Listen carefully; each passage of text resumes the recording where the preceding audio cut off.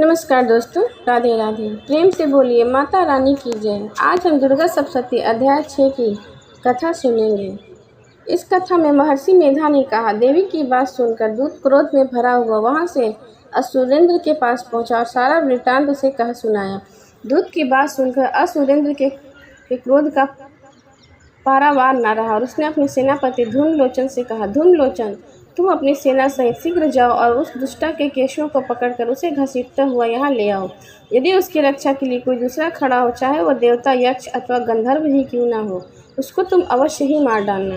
मेधा ने कहा। शुंभ के इस प्रकार आज्ञा पाने पर धूम्रलोचन 8000 राक्षसों की सेना को साथ लेकर वहां पहुंचा और देवी को देखकर ललकार कर कहने लगा, अरे तू अभी शुंभ और निशुंभ के पास चल।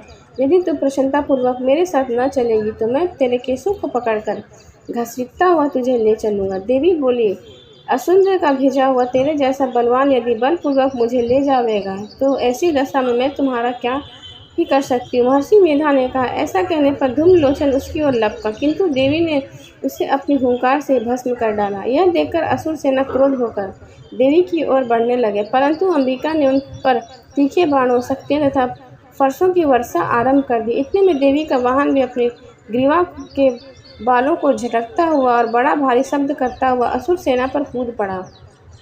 उसने कई असुरों को अपने पंजों से, कई अपने जबड़ों और कई को धरती पर पटक कर अपनी दाढ़ी से घायल करके मार डाला। उसने कई असुरों को अपने नखों से पटक कर फाड़ डाला और कई असुरों को तो केवल थप्पड़ मारकर ही धड़ से अलग कर दिया। कई असुरों को भुजाओं तथा सिर से तोड़ डालने और गर्दनों के बालों को हिलाता हुआ उसने कई असुरों को पकड़कर उनके पेट फाड़कर उनका रक्त पी डाला। इस प्रकार देवी के उस महाबलवान सिंह ने क्षण भर में ही असुर सेना को समाप्त कर दिया। शुंभ ने जब यह सुना कि देवी के धूम्रलोचन असुर को मार डाला और उसके सिंह ने सारी सेना का संहार कर डाला, तब उसको बड़ा क्रोध आया। उसके मारे क्रोध के होठ फड़कने लगे और चंडमुंड नामक महाअसुर को आज्ञा ही दे दी, हे चंडमुंड, तुम अपने साथ एक बड़ी सेना लेकर जाओ और उस देवी के बाल पकड़कर उसे बांधकर तुरंत यहाँ ले आओ।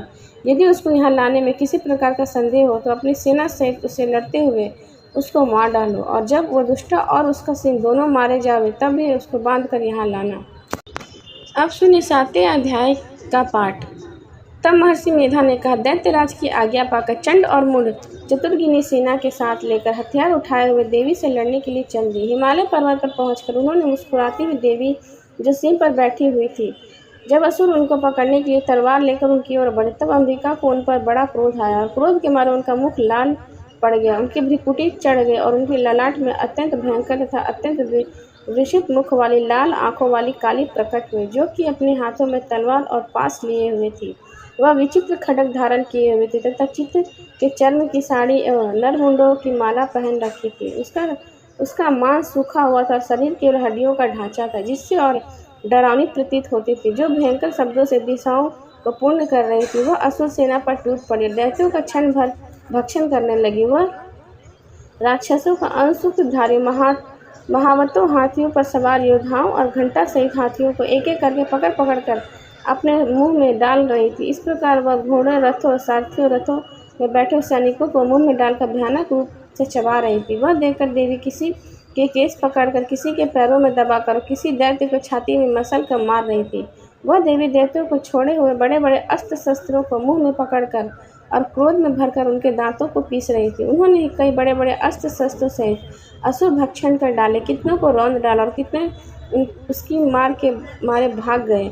कितनों ने उनसे तलवार से मारा, कितनों को अपने दांतों में समाप्त कर दिया और इस प्रकार देवी क्षण भर में संपूर्ण दैत्य सेना को नष्ट कर दिया। यह देखकर महापराक्रमी दैत्य चंड काली देवी की ओर लपका और मुंड ने भी देवी पर अपने भयानक बाणों की वर्षा आरंभ कर दी और अपने 1000 चक्रों पर उस पर छोड़ दिए। उस समय वह चमकते और बाण व चक्र देवी के मुख में प्रविष्ट हुए इस प्रकार दिख रहे थे, जैसे मानो बहुत से सूर्य मेघों की घट्टा में प्रविष्ट हो रहे हों। इसके पश्चात भयंकर शब्दों के साथ काली ने अत्यंत जोश में भरकर विकट वाटास किया। उसका भयंकर मुख देखा नहीं जाता, उसके मुख से श्वेत दांतों की पंक्ति चमक रही थी।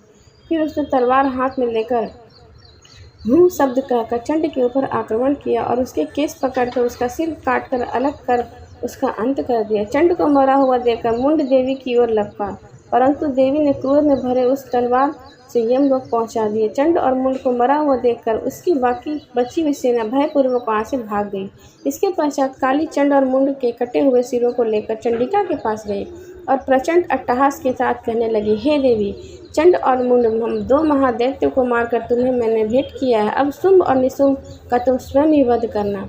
महर्षि मेधा ने कहा। वहां लाए हुए चंड और मुंड के सिरों को देखकर कल्याणकारी चंडी ने काली से मधुर वाणी में कहा, हे देवी, तुम चूंकि चंड और मुंड को मेरे पास लाए हो, इसलिए संसार में चामुंडा के नाम से मैं तुम्हें विख्यात करती हूँ। और इस तरह के वचन सुनकर माँ काली वहाँ से अंतर ध्यान हो गई। इसी तरह से दुर्गा सप्तशती अध्याय का 7वां अध्याय पूरा हुआ।